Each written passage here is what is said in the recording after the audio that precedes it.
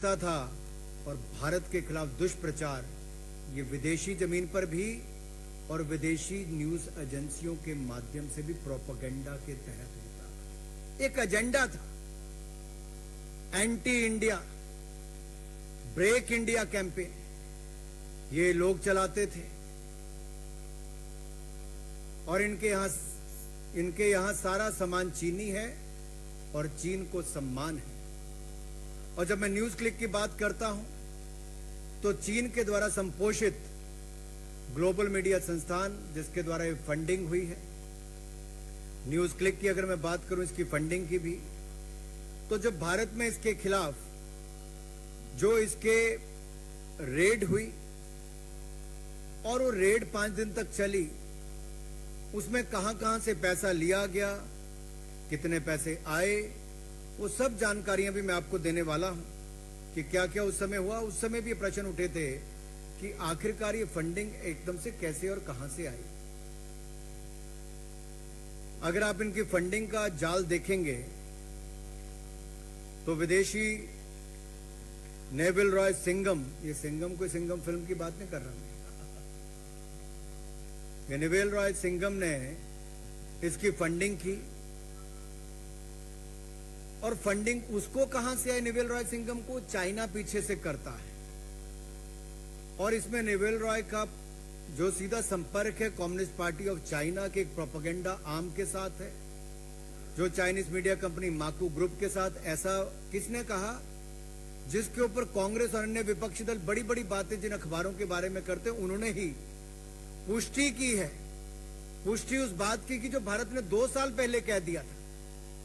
हमने 2021 में news click के बारे में खुलासा किया कि कैसे विदेशी हाथ भारत के खिलाफ है, कैसे विदेशी प्रोपेगेंडा भारत के खिलाफ है, और ये anti India break India campaign में कांग्रेस और विपक्षी दल भी उनके समर्थन में जुड़कर सामने आए थे। उस समय उनके किन किन लोगों ने ट्वीट किए? ये कांग्रेस के नेताओं के ट्वीट है। 1, 2,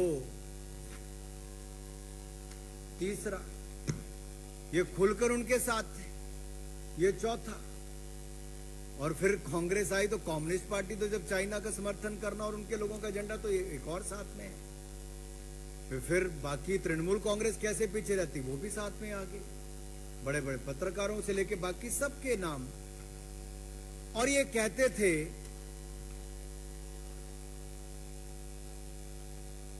कि भारत सरकार फ्रीडम ऑफ प्रेस के खिलाफ कार्रवाई कर रही है। मैं इस पे भी आऊंगा। मित्रों, ये जो इसकी फंडिंग है, उसके साथ साथ मैं एक बात ये भी कहना चाहता हूं, फंडिंग तो ये कर रहे थे न्यूज क्लिक को चाइनीज कंपनियां नेविल रॉय सिंघम के माध्यम से, लेकिन जो इनके सेल्समैन थे हमारे हिंदुस्तान के कुछ लोग हो गए थे। जब इनके खिलाफ कार्रवाई हुई तो उनके पक्ष में आकर खड़े हो गए और जो चाइना के नैरेटिव को बनाने के लिए ये लोग साथ में जुड़कर खड़े हो गए। भारत के भोले भाले लोगों को भ्रमित किया गया दुष्प्रचार के माध्यम से और एक झूठा प्रोपेगेंडा।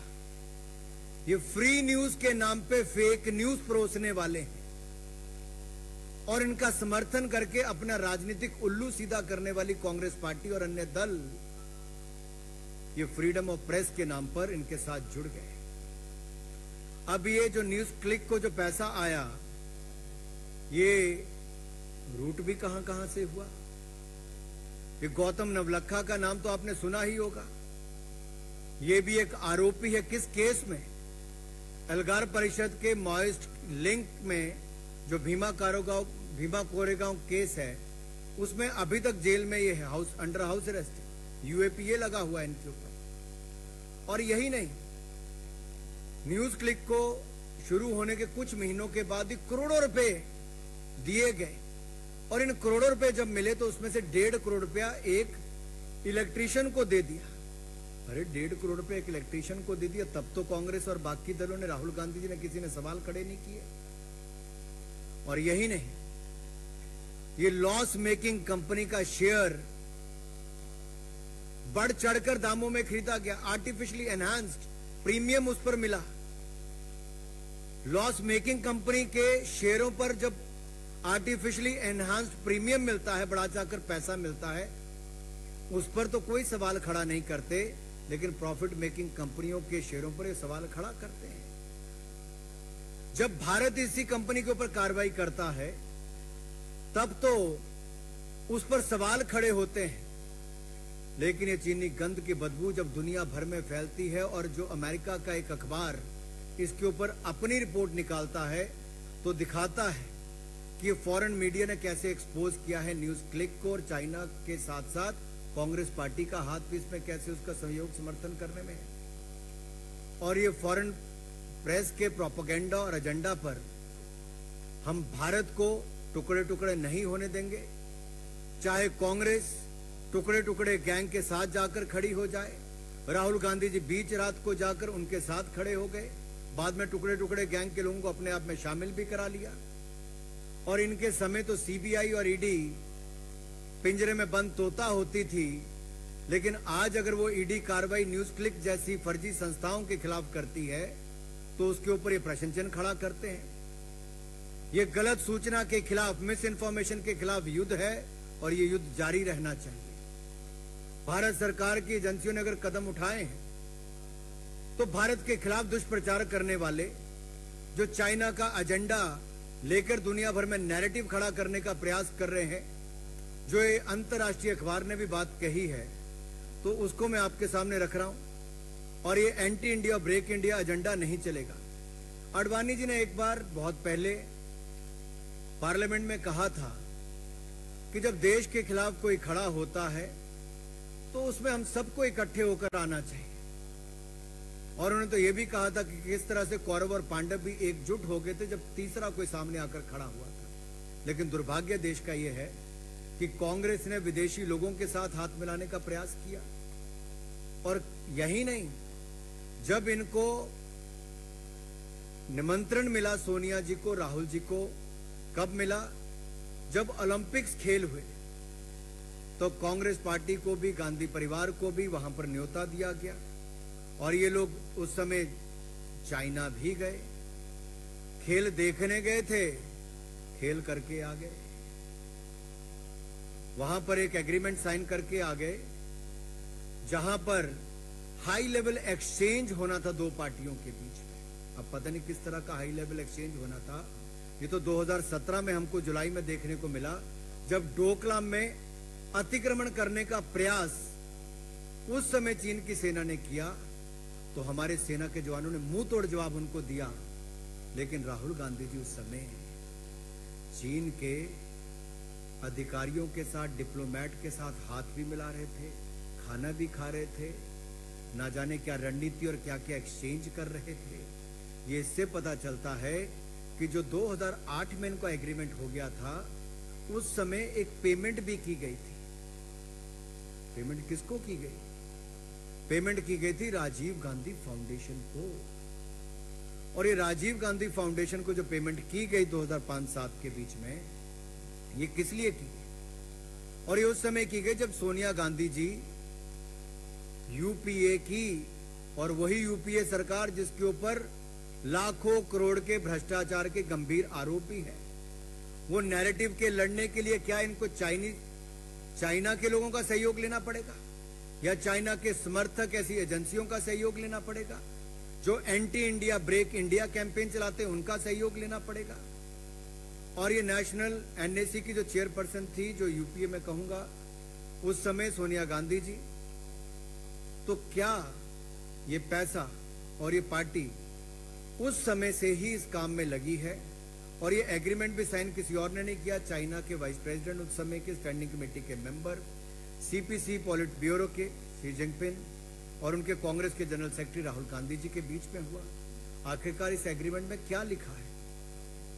ये 2017 में भी देखने को मिला कि राहुल गांधी जी देश के साथ तो खड़े नहीं हुए, लेकिन उस समय उनके अधिकारियों के साथ रहे। इसका अगला उदाहरण आपको देखने को मिलता है जब कैम्ब्रिज जज बिजनेस स्कूल में मार्च 2023 में राहुल गांधी जी ने बड़े बढ़ा चढ़ाकर चाइना की प्रेज भी की, फोर्स ऑफ नेचर कहा, एस्पायरिंग सुपर पावर कहा, भारत की तो बढ़ाई नहीं कर पाए, भारत का अपमान ही करते रहे और democracy in India is under attack कहते रहे, लेकिन चाइना का समर्थन करते रहे।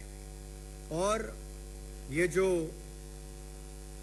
हमारा पाक ऑक्युपाइड कश्मीर है, उससे गुजरने वाली वन बेल्ट वन रोड, इसको लेकर भी China belt and road initiative को लेकर उनके जिस तरह से वो गुणगान करते रहे, ये अपने आप में दिखाता है कि ये एक ही गर्भनाल के तीनों हिस्सा हैं।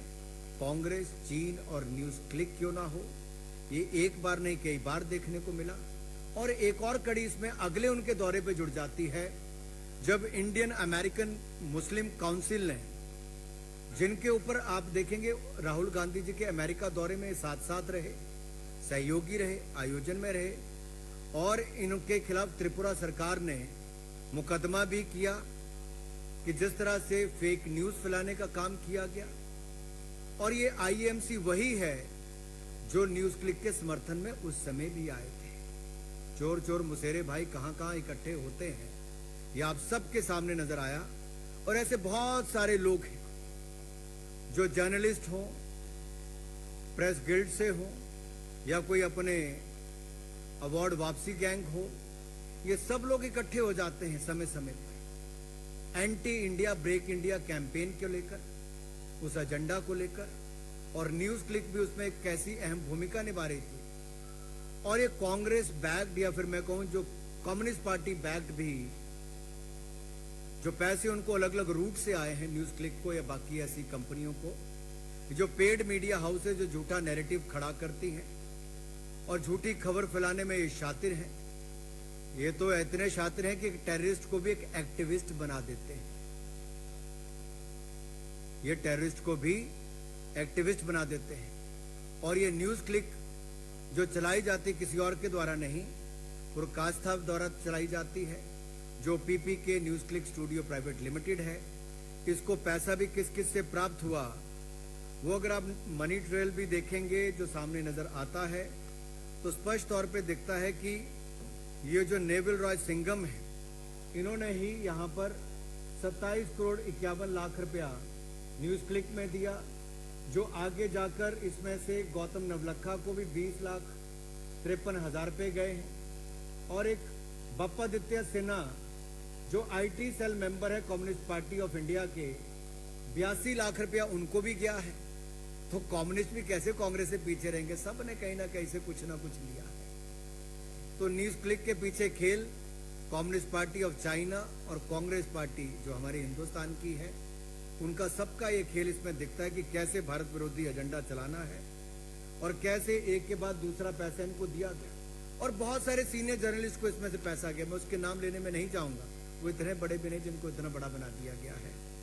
लेकिन इतना जरूर कहूंगा, ये शुरू तो की गई थी चाइना का नैरेटिव खड़ा करने के लिए दुनिया भर के कॉन्टिनेंट्स में, लेकिन किस तरह से कांग्रेस पार्टी ने इसको साथ में ले लिया भारत विरोधी एजेंडा चलाने के लिए।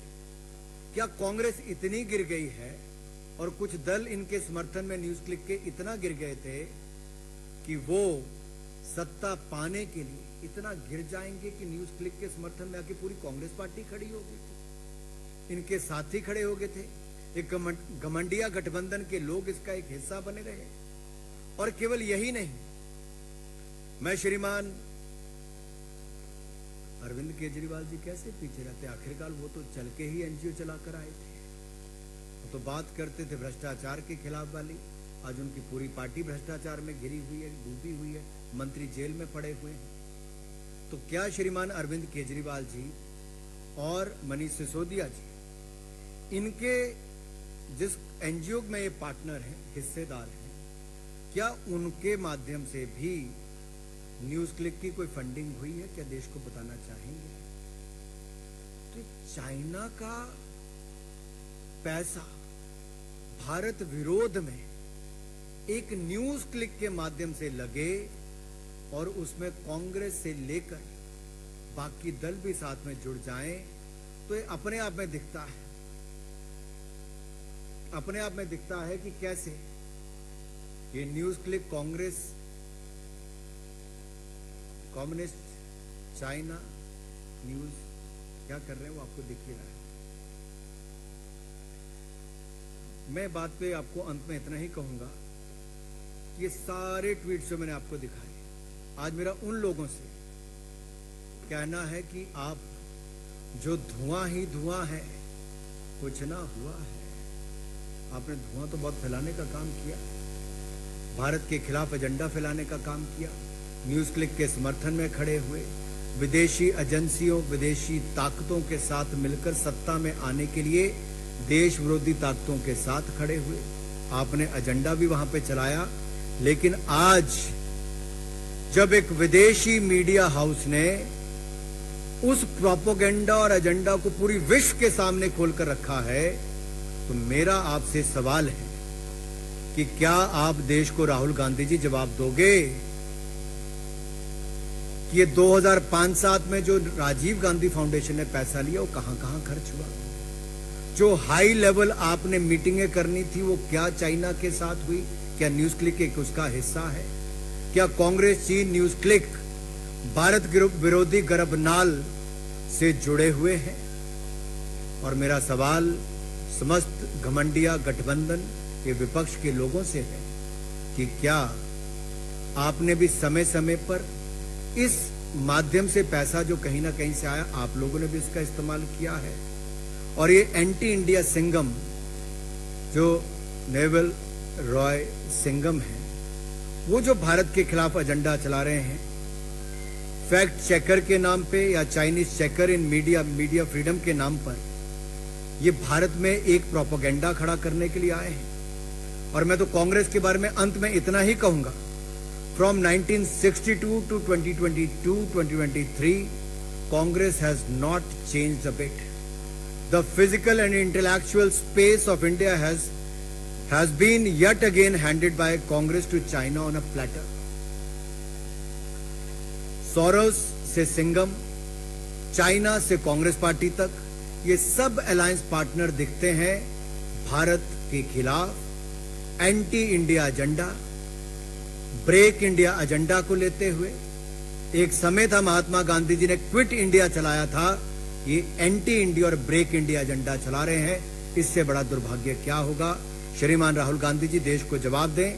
देश पूछना चाहता है आखिर आपके हाथ इन सब के साथ कैसे जुड़े हैं, और कांग्रेस के हाथ और कहां-कहां इन एंटी इंडिया प्रोपेगेंडा में जुड़े हुए हैं। धन्यवाद।